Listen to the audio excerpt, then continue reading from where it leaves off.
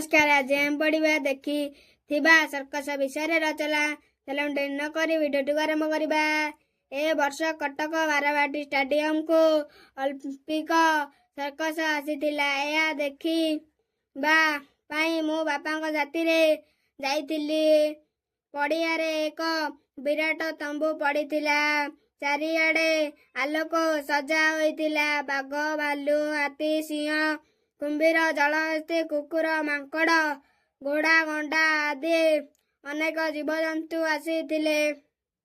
पुओ झिओ मिसी 200 पर्यंत थिले। संध्या 7टारे बिजुली आलुओ पकाई सर्कस आरंभ कले।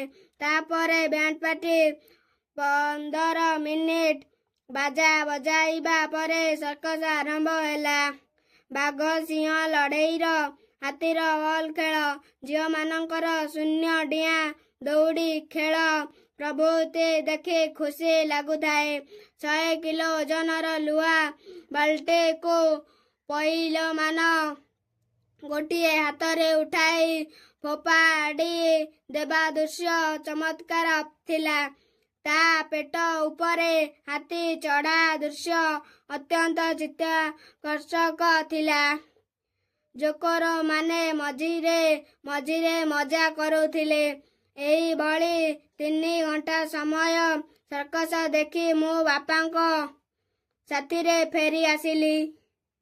भिडियोटी भल लागिथिले लाइक सब्सक्राइब करंतु। धन्यवाद।